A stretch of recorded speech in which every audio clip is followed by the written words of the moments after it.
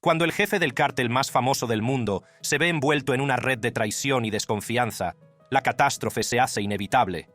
Desde teorías sobre conspiraciones políticas hasta planes secretos de venganza, este vídeo explora algunas revelaciones impactantes de los hijos de El Mayo y expone su supuesto complot para acabar con el ex líder del cártel de Sinaloa, El Chapo. Así que sin demora, sumerjámonos en los detalles. La traición de El Mayo. Hasta junio de 2024, Ismael Zambada, llamado popularmente El Mayo, nunca había sido detenido. Sin embargo, en un intrigante giro dentro de la lucha de poder del cártel de Sinaloa, El Mayo se encuentra en una situación inesperada tras ser detenido en una operación muy coordinada, supuestamente montada por uno de los hijos de El Chapo, Joaquín Guzmán López. Según los informes, El Mayo, que ahora tiene 76 años, fue engañado para subir a un avión con el pretexto de inspeccionar una propiedad en México. Pero en lugar del lugar acordado, el avión le llevó a una zona cercana a El Paso, Texas, donde agentes de las fuerzas de seguridad estadounidenses, del FBI y el HSI le detuvieron. Cabe destacar que El Mayo es una de las figuras más notorias en el mundo de los cárteles y el crimen organizado, ampliamente conocido por su estilo de vida tranquilo y sus astutas estrategias. El jefe del cártel tiene fama de construir un imperio criminal que se extiende más allá de las fronteras, generando miles de millones de dólares gracias al narcotráfico, y todo ello evitando la atención de los medios de comunicación y el escrutinio de las fuerzas de seguridad que han hecho caer a muchos otros líderes de cárteles. Pero ese día parecía que El Mayo no sabía lo que se le venía encima. Joaquín Guzmán López, conocido por su bajo perfil y por la gestión de las finanzas del cártel, habría llegado a un acuerdo en su nombre y en el de su hermano, Ovidio Guzmán López, para facilitar la captura de El Mayo. Los hermanos Guzmán, también conocidos colectivamente como los Chapitos, han estado en el punto de mira de las autoridades estadounidenses, especialmente por su papel en la organización de una operación transnacional de tráfico de fentanilo. Ovidio fue extraditado a los EEU en 2023 tras su captura, pero posteriormente, este acontecimiento sentó las bases para lo que algunos creen que es una traición calculada de El Mayo para asegurar la indulgencia para los Chapitos. Se dice que la detención de El Mayo y Guzmán se llevó a cabo rápidamente y sin muchos incidentes. En poco tiempo, ambos hombres fueron aprehendidos en la pista tras el tranquilo aterrizaje del avión y quedaron bajo custodia. Pero aquí es donde las cosas se ponen un poco delicadas. Mientras que los agentes de seguridad estadounidenses afirman haber capturado a El Mayo a su llegada a EEU, la defensa de El Mayo pinta un cuadro diferente. El abogado de El Mayo, Frank Pérez, afirmó que el jefe del cártel fue secuestrado por la fuerza por 6 hombres vestidos con uniformes militares junto con los de El Chapo. El relato de Pérez alega que El Mayo fue atado, encapuchado y arrojado a una camioneta antes de ser llevado a una pista de aterrizaje, donde fue atado a un asiento y trasladado en avión a Estados Unidos contra su voluntad. Esta afirmación se vio reforzada después de que El Mayo compareciera en silla de ruedas en su primera comparecencia ante el tribunal, mientras su abogado se declaraba inocente en su nombre de una serie de cargos relacionados con drogas.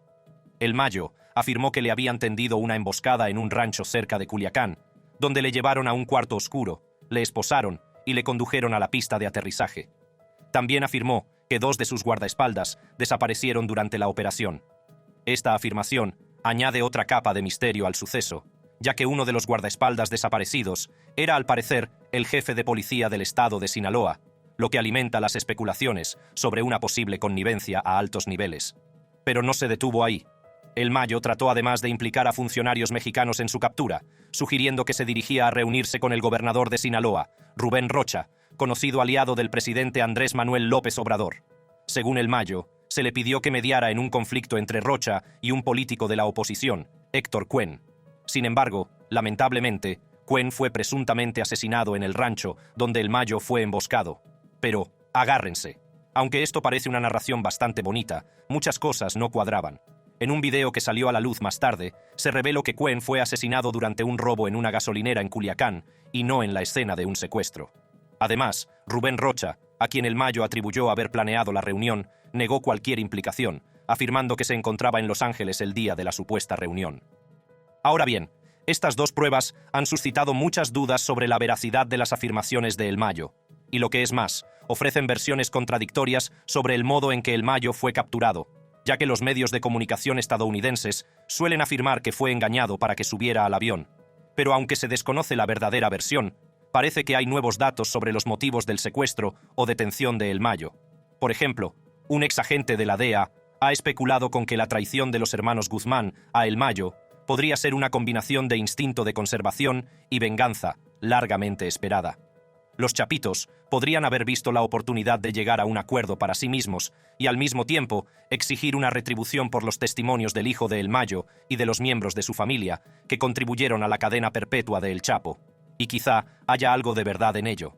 Se dice que la detención de El Mayo es un gran golpe para los servicios de seguridad estadounidenses, que han estado desesperados por dar caza al escurridizo capo de la droga desde la década de 1990. Además, los hijos de El Chapo ya tienen mucho resentimiento escondido desde hace tiempo, así que es de esperar que quieran pasar a la acción.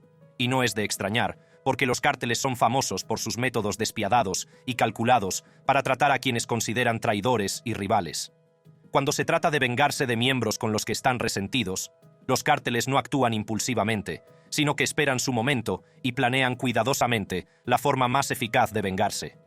Curiosamente, los resentimientos pueden cocerse a fuego lento durante años antes de estallar en violencia, y en algunos casos se puede permitir que un miembro resentido opere libremente durante un tiempo, creando una falsa sensación de seguridad. El que busca vengarse suele esperar hasta que el momento sea el más ventajoso, por ejemplo, cuando la eliminación del objetivo tendrá un mayor impacto estratégico, o cuando pueda hacerse sin llamar demasiado la atención. Esto forma parte de una estrategia calculada, y es evidente que El Mayo cayó en ella.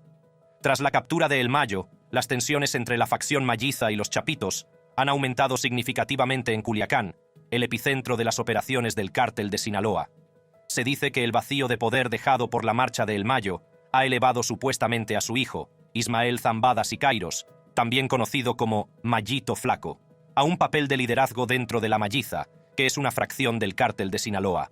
Sorprendentemente, aunque ha habido muchos levantamientos dentro del cártel, Mayito Flaco ha permanecido notablemente callado ante la supuesta traición de los chapitos, posiblemente para evitar llamar la atención del gobierno, o quizá porque carece de recursos para desafiar la considerable potencia de fuego de los chapitos.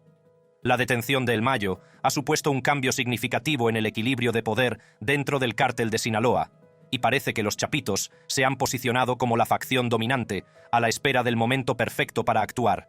Pero, quién sabe, tal vez no podamos concluir tan rápidamente, ya que El Mayo no es alguien que se deje domar fácilmente.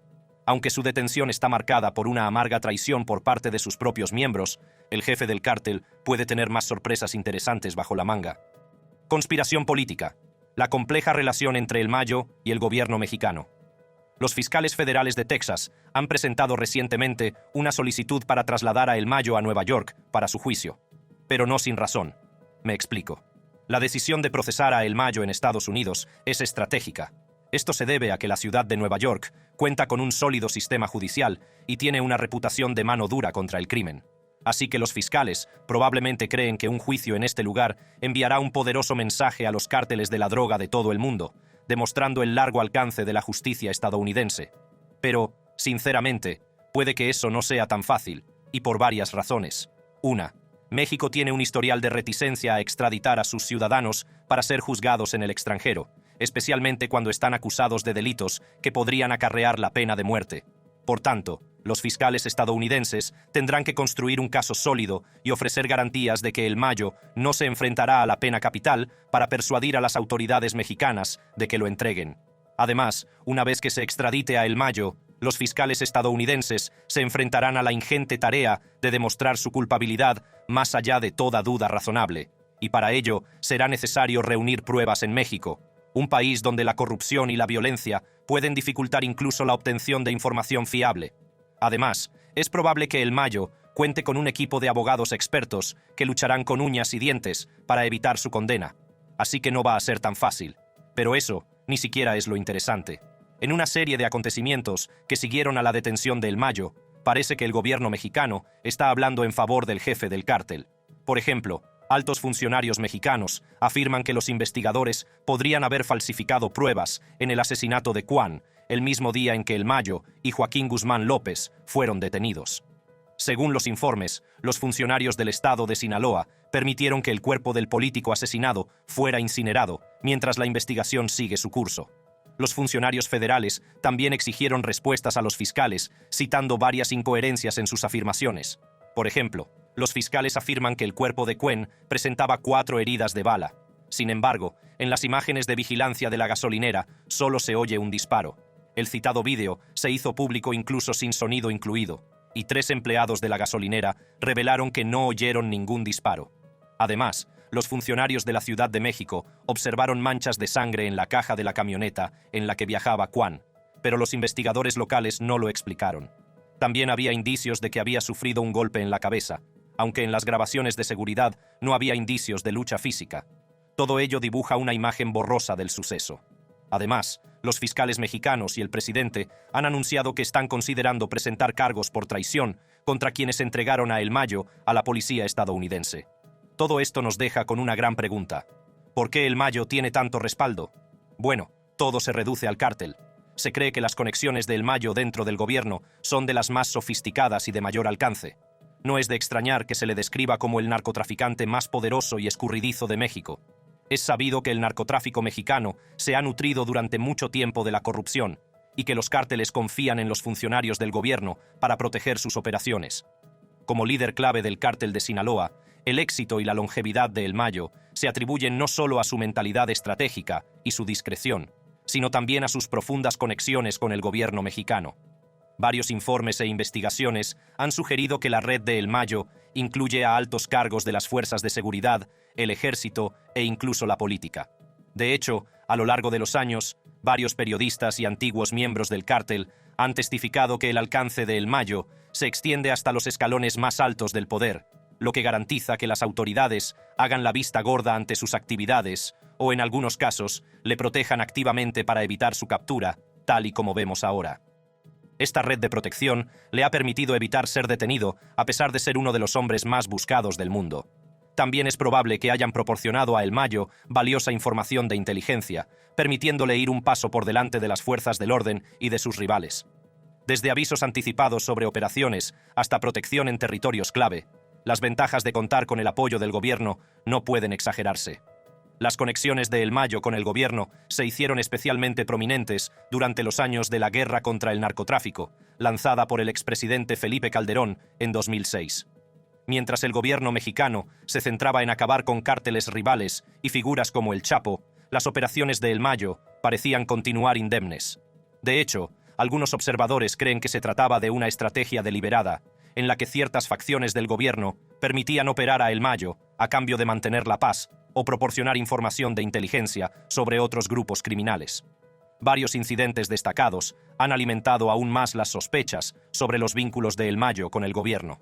Por ejemplo, tras la detención final de El Chapo en 2016, muchos creyeron que El Mayo había orquestado los acontecimientos entre bastidores, aprovechando sus conexiones no solo para eliminar a un rival, sino también para mantener su propia libertad. Además, a lo largo de los años, han surgido informes que afirman que las fuerzas policiales locales y las unidades militares han sido sobornadas para proteger las operaciones de Zambada, particularmente en la región de Sinaloa. La administración del presidente Andrés Manuel López Obrador, en particular, se ha enfrentado al escrutinio en relación con su postura hacia El Mayo. Los críticos sostienen que el enfoque relativamente indulgente del gobierno hacia el cártel de Sinaloa, especialmente en comparación con las agresivas campañas emprendidas contra otros cárteles, como el cártel Jalisco Nueva Generación, sugiere que podría haber un acuerdo o entendimiento tácito entre funcionarios del gobierno y El Mayo. Aunque no hay pruebas directas de ello, la política de abrazos pero no balas del presidente Obrador, que hace hincapié en los programas sociales por encima de la confrontación militar, ha hecho poco por debilitar la influencia del cártel de Sinaloa. Así que no es de extrañar que El Mayo tenga tanto respaldo hasta el punto de que sus presuntos secuestradores están siendo amenazados de traición. La cosa se complica aún más, porque el embajador de Estados Unidos en México ha confirmado ahora que El Mayo fue llevado a Estados Unidos contra su voluntad. Si bien parece que El Mayo tiene sus conexiones en las altas esferas, es importante entender dónde empezó todo esto y por qué su detención podría significar el fin para el cártel de los Chapitos, e incluso para el propio El Chapito. La caída de El Chapo y el ascenso de El Mayo. Mucho antes del cártel de Sinaloa, existió el cártel de Guadalajara, dirigido por Miguel Ángel Félix Gallardo, que fue la principal organización de narcotraficantes de México durante la década de 1980. El cártel controlaba la mayor parte de la cocaína que entraba en Estados Unidos, procedente de Colombia, y tenía una gran influencia en todo México. Sin embargo, su poder se hizo añicos tras el secuestro y asesinato, en 1985, del agente de la DEA, Enrique Camarena. Con la detención de Félix Gallardo, el cártel se escindió en facciones que se repartieron los territorios y rutas que antes controlaba una organización unificada. Y entre estas facciones, un grupo de traficantes ambiciosos y astutos, entre los que se encontraban el Chapo y el Mayo, vieron la oportunidad de hacerse con el control de las rutas más valiosas y reconstruir a partir de los escombros, trabajando en consecuencia como socios estratégicos. Mientras que el Chapo era un operador audaz, ambicioso y práctico, conocido por su crueldad, creatividad y voluntad de asumir riesgos, el Mayo, en cambio, era la figura más tranquila y calculadora, a menudo considerado el cerebro de la estrategia a largo plazo del cártel. Juntos, el Chapo y el Mayo formaban una alianza que equilibraba operaciones audaces y de alto riesgo con una planificación firme y a largo plazo. Y esta combinación permitió al cártel de Sinaloa crecer rápidamente, convirtiéndose en la fuerza dominante del narcotráfico mexicano a mediados de la década de 1990. Sin embargo, las cosas cambiaron tras la detención de El Chapo en 2019.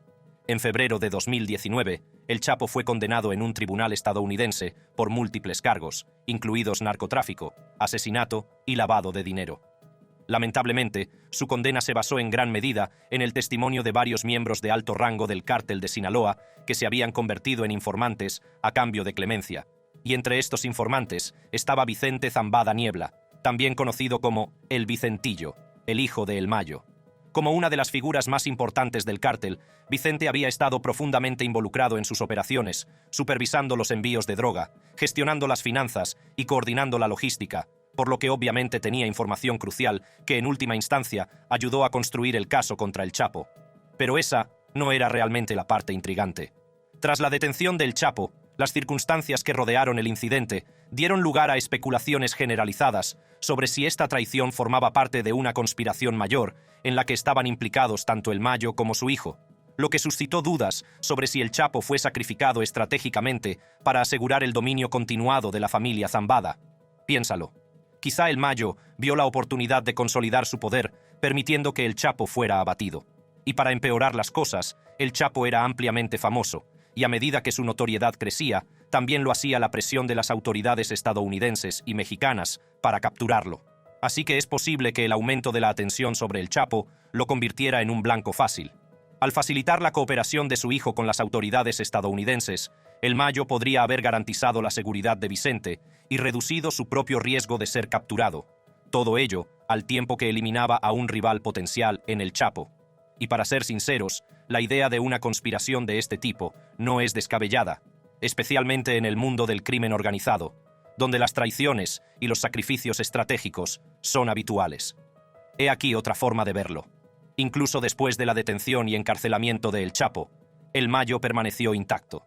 Y esta continua libertad, incluso después de la caída de El Chapo, solo añade leña a la especulación. El Mayo sigue siendo uno de los hombres más buscados del mundo, por lo que su capacidad para permanecer intacto no es solo una cuestión de suerte, sino más bien el resultado de una estrategia cuidadosa y calculada basada en la discreción, la inteligencia y un profundo conocimiento del mundo criminal. Podría decirse que el factor más importante que explica la continua libertad del Mayo es su firme compromiso de mantenerse alejado de los focos. Y eso podría ser cierto, de hecho, porque a diferencia del Chapo, que abrazó su personaje público, el Mayo ha operado casi por completo en las sombras. Este enfoque de bajo perfil ha sido fundamental para su supervivencia, ya que le ha permitido evitar el tipo de atención mediática y el escrutinio público que convirtieron a El Chapo en un objetivo primordial tanto para las autoridades mexicanas como para las estadounidenses. Cabe señalar que el Departamento de Estado de EEUU triplicó en 2021 la recompensa por la cabeza de El Mayo, que pasó de 5 a 15 millones de dólares, lo que le convirtió en el enemigo público número 1 de Chicago y en el fugitivo más buscado de la ciudad. Esto demuestra la notoriedad de El Mayo. Utiliza un enfoque descentralizado que no solo dificulta su rastreo por parte de las fuerzas de seguridad, sino que también garantiza que aunque capturen a uno de sus lugartenientes, dispongan de información limitada que pueda conducir hasta él. Fue este mismo enfoque el que utilizó después de convertirse en líder del cártel de Sinaloa. Tras la detención de El Chapo en Estados Unidos, El Mayo asumió sin problemas el liderazgo principal del cártel de Sinaloa. Se dice que su gestión del cártel se caracterizó por el pragmatismo y la estrategia a largo plazo, ya que mantuvo el negocio principal del cártel, el tráfico de drogas, al tiempo que reducía los conflictos internos y minimizaba la atención no deseada de las autoridades. También se centró en diversificar las operaciones del cártel. Aunque el narcotráfico, especialmente el contrabando de cocaína, metanfetamina, heroína y fentanilo a Estados Unidos, sigue siendo el principal negocio del cártel, la organización se ha expandido a otras actividades ilegales como la extorsión, la trata de seres humanos e incluso el blanqueo de dinero. Esta diversificación ha hecho al cártel de Sinaloa más resistente a los cambios en las tácticas de las fuerzas de seguridad y en la demanda del mercado, garantizando su rentabilidad continuada. A pesar de ser uno de los hombres más buscados del mundo, El Mayo consiguió evitar su captura durante décadas gracias a su cautela.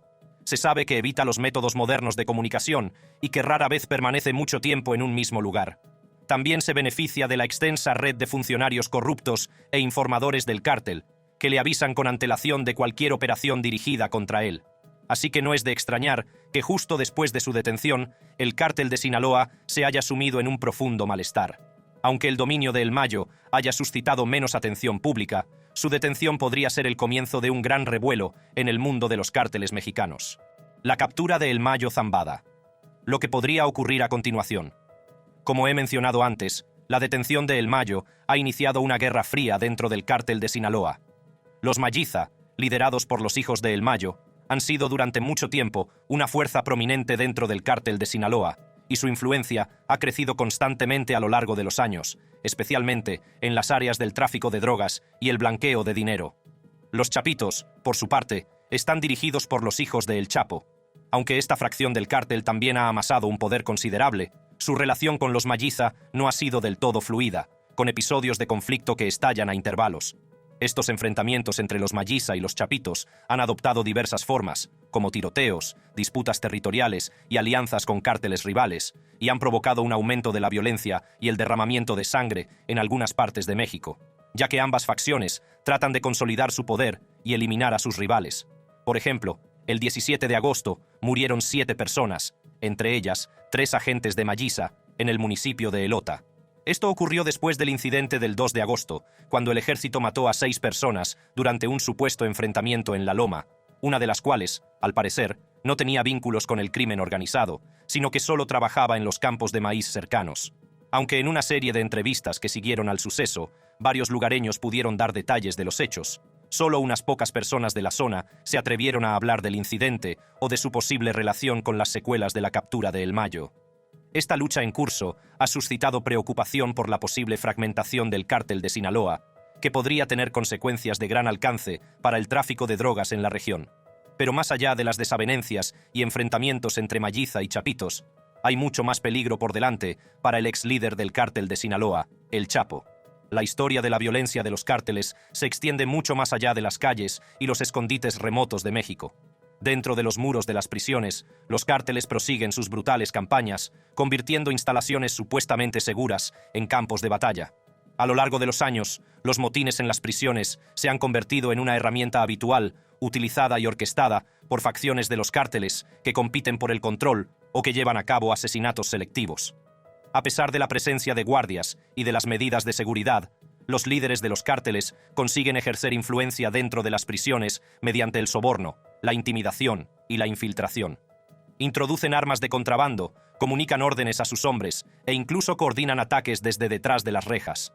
Así, en estos entornos volátiles, lo que empieza como una simple disputa puede escalar rápidamente hasta convertirse en masacres a gran escala en las que decenas de reclusos son brutalmente asesinados, a menudo con la complicidad o negligencia de las autoridades penitenciarias.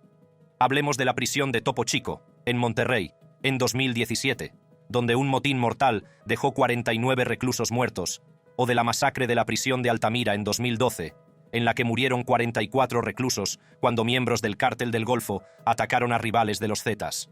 Estos incidentes revelan cómo los cárteles utilizan con frecuencia los motines en las prisiones para debilitar a sus enemigos, eliminar a la competencia o enviar un mensaje.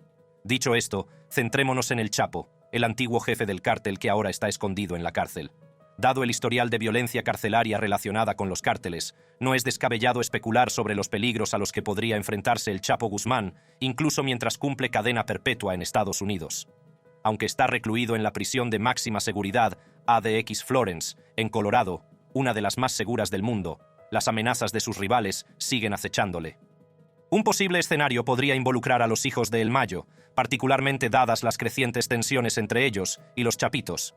Se ha especulado que El Mayo y sus hijos podrían ver la existencia continuada de El Chapo como un lastre, ya sea por temor a que pueda proporcionar testimonios perjudiciales o como parte de una lucha de poder dentro del cártel.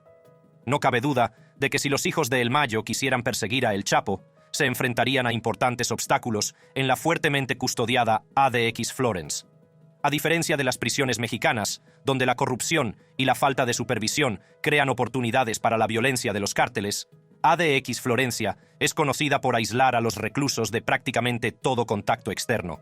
Sin embargo, los cárteles tienen un largo historial de infiltración, incluso en las instituciones más seguras, mediante sobornos, manipulación e intimidación.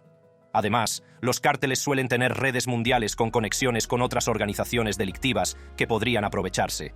Un escenario más realista podría incluso implicar métodos indirectos, como el uso de reclusos interpuestos o funcionarios corruptos. Míralo de esta manera. Dados los recursos financieros y el alcance de la Malliza, teóricamente podrían orquestar una situación en la que el Chapo sea puesto en peligro, tal vez durante procedimientos de rutina o mediante la participación de otros elementos criminales. Otra forma de verlo es, ¿qué pasa si la Malliza lanza una fuga de prisión para liberar a El Mayo? El cártel de Sinaloa no es ajeno a las fugas elaboradas. Hablar de la fuga de 2015 del Chapo de la prisión del Altiplano de México, a través de un túnel de 1 milla de largo que fue meticulosamente excavado para conectarse directamente a su celda.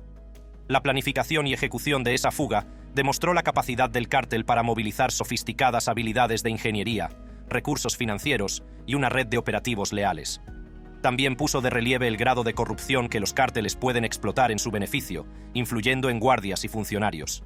Teniendo en cuenta estos antecedentes, es concebible que la Malliza pudiera orquestar un complot similar para liberar a El Mayo. Al menos, su presencia durante décadas al frente del cártel de Sinaloa le ha granjeado una inmensa lealtad tanto dentro de la organización como entre sus aliados externos, lo que hace que una fuga coordinada de la prisión sea un escenario realista. ¿Y quién será el receptor? Los chapitos que traicionaron a su jefe. Aunque no se sabe a ciencia cierta cómo se desarrollarán los acontecimientos con El Mayo entre rejas, es obvio que el veterano jefe del cártel no caerá sin luchar, y sus oponentes van a estar en un aprieto si llega a salir. Además, se espera que el juicio de El Mayo sea un asunto largo y complejo. También se espera que ponga a prueba los límites de la cooperación internacional y del sistema jurídico estadounidense, porque sea cual sea el resultado del caso, podría tener implicaciones de gran alcance para la guerra contra las drogas y el equilibrio de poder entre Estados Unidos y México. Pero, ¿qué opinas de estas recientes revelaciones del caso de El Mayo? Házmelo saber en la sección de comentarios. Y si quieres ver más contenidos como este, haz clic en la siguiente tarjeta de tu pantalla.